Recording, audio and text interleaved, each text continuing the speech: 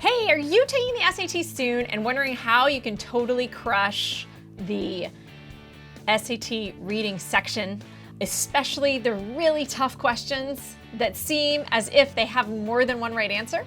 If so, that's what I'm going to focus on today in this video. Really exciting news. We have recently launched the best SAT prep course ever. We now have over 50 hours of video content for you to totally dig in and understand this test from the inside out.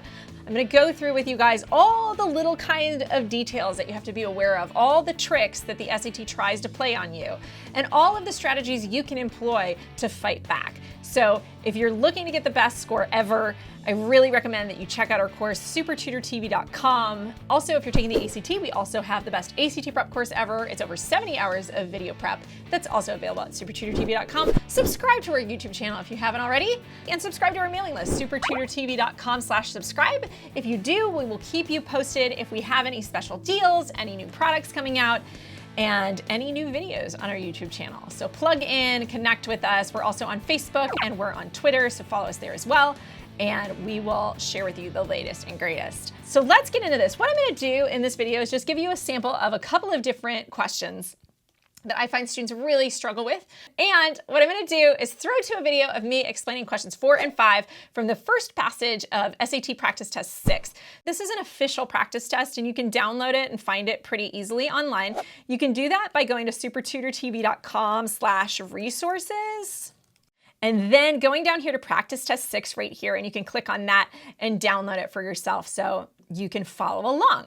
The other thing that I'll say is these two questions fall into a couple of categories of types of questions that the SAT uses to fool you. These are question types that we cover more specifically in specific videos in our SAT prep course if you happen to be on that. This first one is what I call like a side glean kind of question, or at least that's why a lot of people miss it. And the second one is what I call a vibe question. If you've watched any of my other videos, you may have noticed that I talk about vibe when I talk about the SAT. And so we're gonna get into that as well. So let's get started. Which choice best supports the claim? One of the biggest reasons people miss this next question, everybody, is the idea that people don't read this and you assume which of the following is the best evidence for the previous question is what this question was. So you guys need to be really careful. Sometimes lines are not part of this is the best evidence for the, what's the best evidence for the previous question. Number one reason people get this wrong, because they think they're looking for evidence for the previous question. It's not what this is. This has a different stem. Best supports the claim that Nawab performs his duties well. So which one of these says Nawab is like a superstar, okay? We've got 28 to 32, which is by his superhuman efforts, he almost managed to maintain him in a mechanical cocoon, right? That means by his superhuman efforts, he's really working hard. And if you looked at the last question or you looked at like the last section, this definitely means he's like by his superhuman efforts, he's working really hard. So I think this is probably a pretty good answer, B, 40 to 42. The landowner said, go ahead. I think this is just the fact that Haroni's happy and Nawab's like, can I ask you something? And he's like, la, la, la, sure. The fact that he's happy does not mean that it's too much of an inference to say that the fact that the boss is happy means Nawab did his job well. If I'm a boss, I can be happy for a multitude of reasons besides the fact that you do your job well. So we can't make that assumption, okay? 46 to 49, in your should. In your service, I have earned these great hairs. Here, he bowed his head to show the gray, and now I cannot fulfill my duties as I should. Okay, so he said he's earned these gray hairs, but this is a little more vague. Like, what does it mean to earn hairs? And now I cannot fulfill my duties as I should. This is actually saying that I'm not good at this anymore. The other thing that I always look at is what is the purpose of the section, okay? Because I get that the first half of this is kind of good, but the second half I'm not in love with, but the first half is still good. So we'll come back to C versus A in a second. 58, I've years. 58 says, I've eaten your salt for all my years, but sir, on the bicycle now with my old legs I've received, when heavy machinery fell on me, I can't bicycle. So this is saying I'm weak and I can't do much. Eaten your salt means I've either A, put up with your crap, or B, eaten your like delights, like I've gotten wonderful treats from you. I'm not sure which. I think maybe the wonderful treats, and it's some sort of metaphor.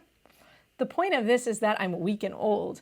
Being weak and old does not say he does his job well. In fact, it calls into question whether he does. So this is out. So if you got this wrong, you were probably between A and C. And you might have thought that in your service I've earned these gray hairs meant that he did a really good job. Let's look at the tense of the question, okay? Performs is in present tense right now, even as he's old. Earned these gray hairs only indicates that he performed them well maybe in the past, and it's still a little bit more vague. The other thing I'm looking for is what's the purpose of the segment.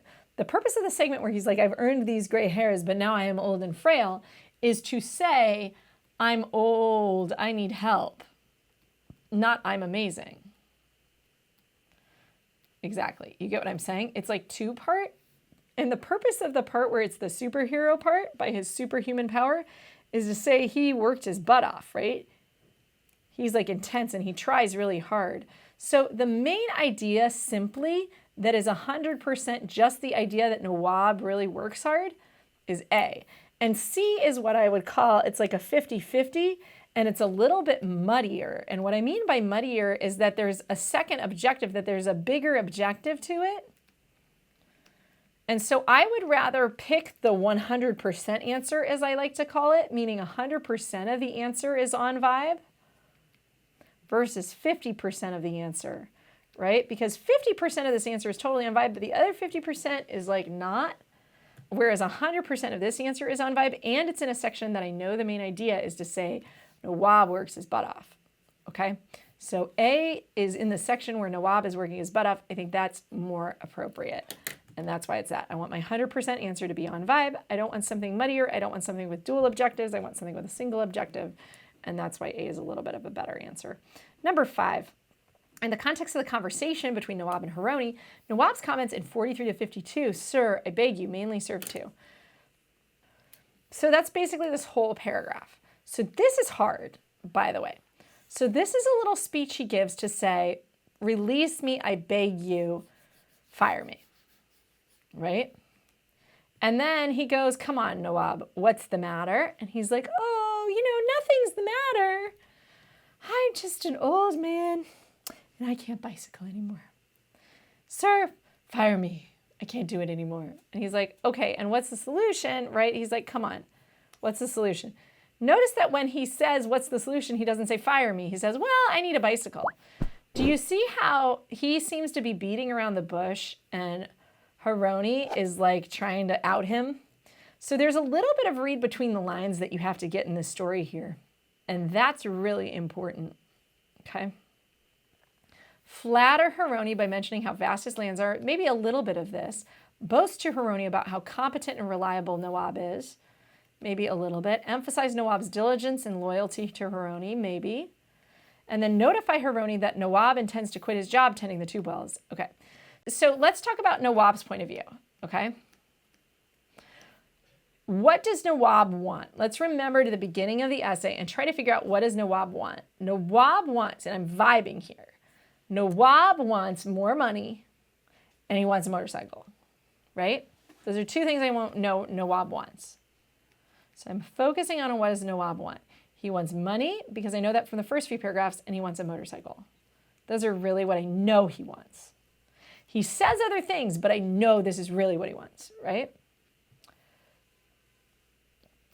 Boast. I'm going to nix B first. So this is a really hard question. I'm going to nix B first off of vibe.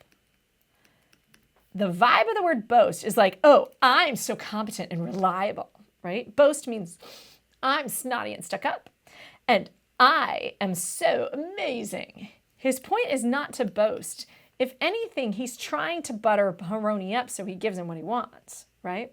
So there is some flattery going on, but his point is not to boast. This is the wrong vibe. And I know vibe is so important on this test, and boast is like snobby and negative. And if anything, Nawab is trying to be super humble and be like, oh, like I am like so pitiful. Like I'm so bad. You must fire me.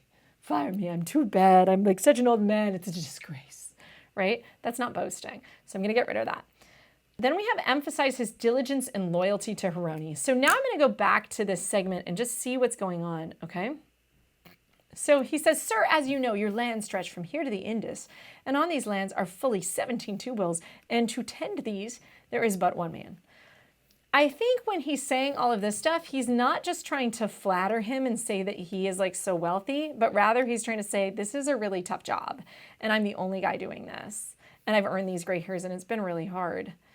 And now I can't do this anymore, you know? I've really tried really hard in your service. I've like done this, but I can't. I can't do this anymore. I'm weak. Please. Yeah. Okay. So there's that. So when I go back and I look at this situation, I'm now going to get rid of A, because though there might be a little element of that, the point is not to tell Haroni that he's so amazing. The point is to say my job is really hard. Okay.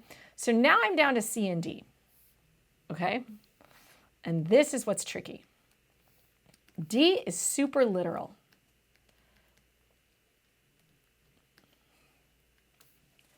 Notify. Certainly I know that Nawab is saying, I have earned these gray hairs, right? Loyalty is kind of a little bit weird, but the vibe of like diligent and I am loyal and like I am here in your service, right?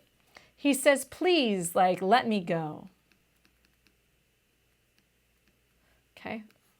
Now let's vibe out D. And I want to isolate this answer choice. So this is a technique I use when I have a really tough question like this and I don't quite see the difference between these. This vibe is okay. Especially the front half. I don't have a problem with this. I think this is pretty good. This is a little bit weird, but the vibe of it's pretty good. So let's check D. So what I'm going to do is I'm going to isolate this. So one technique that I use is isolating my answers. The reason that I do this is I'm trying to vibe out. And remember, this is a test of vibe more than logic in a lot of tough questions. I'm trying to isolate my answer so that I can more clearly get the vibe, okay? And really try to figure out what that would mean if I didn't have the passage at all, instead of matching up details to try to force an answer to fit because it has a few matching like cherry picks, as I like to call it. I'm trying to avoid my cherry picking. And what I mean by cherry picking is picking one idea here and one idea there. And it's like, oh yeah, we have Haroni, we have Nawab. He says, oh, let me go. I mean, that means that he wants to quit, right? Do you see how I'm like, and then he has this job. This is his job. So I don't need this. This doesn't matter. That's just detail that he intends to quit, to notify it, to let Haroni know, to be like, hey, I'm quitting. But I'm going to isolate this and see if it vibes out with what actually is going down, okay? So notify. Let's vibe that out. If you notify someone of something, you're like, hey, I just wanted to let you know, by the way, like, oh, like here, I'm going to go on vacation next week. Or, oh, I have a doctor's appointment tomorrow. I'm just letting you know, right? Or you might tell your English teacher, oh, I have a dentist appointment tomorrow. Anything I can do to make work up? Notify says, I'm telling you how it is, right? It's casual. It's not dramatic. And it's pretty firm, okay? It's casual, it's not dramatic, and it's firm. It's like, hey, Haroni, by the way, I intend to quit. This is what I've been intending to do. I intend to quit. Okay? I would just want to let you know I want to quit. Or I'm intending to quit. This is my plan. I plan to quit. Cool. I'll see you later. Right? It's casual. It's not dramatic. And it's firm. That is not the vibe of this. The vibe of this is, oh, Haroni, you have lands that stretch from here to the Indus. Right? And this is our clue here to these sorts of speeches. They're not usually this florid. So there's like a florid speech. This is not just like, hey. His point is not just simply, I plan to leave. Why would he butter him up by saying, I earned these gray hairs, look. But now I cannot be amazing for you. What's the matter, right? He's like, come on, fess up. What do you want?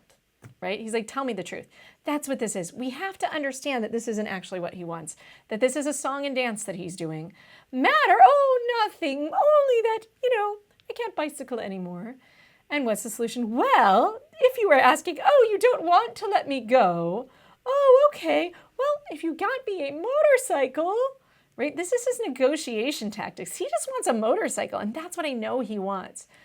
So the truth is he doesn't actually intend to quit. He intends to try to butter up Haroni so that he gets what he wants, which is a new motorcycle. We know that Nawab is broke and he needs money. right? We know that from the beginning of the story. So it seems really weird that he would just completely quit his job. He might ask for a raise. He might ask for a bicycle, right? So C vibes out and works the best. It emphasizes, hey, I did a good job. I'm a good guy. So he's basically saying, I'm really awesome. Oh, but you should let me go because I can't do service anymore. Why would he say, I'm awesome, you really value me, and then say, oh, let me go? Unless he was trying to manipulate him into offering him a better deal, right? You guys see what's up? So this is reading between the lines. It's hard, it's vibe, but it's C, not D. D is too literal. And it's so literal that even when I isolate it, it doesn't vibe out. It's casual, it's not dramatic, and firm. The vibe doesn't match. The vibe is off. And that's a clue that you have a wrong answer. This is hard, I know, because it says like, oh, let me go. And you guys are like, oh, I guess he wants to quit. It's not that simple. There's this reading between the lines kind of thing. And I could see that when I first read it, that it was like, come on, out with it. Like, tell me that there was this like kind of complex situation going on. You have to be really wary of those complex situations on narrative passages. They can happen and they can make for really tough questions. Thanks so much for watching, guys. I hope this was helpful for you. If so, I encourage you to check out more videos on our YouTube channel and head to SupertutorTV.com to check out the best SAT prep course ever and ACT prep course ever. We'd love to help you prep for these tests, and we want you guys to succeed. So join us. You can find us on social media. You can comment below if you've got any questions, and I will see you guys next time. Good luck on your SAT.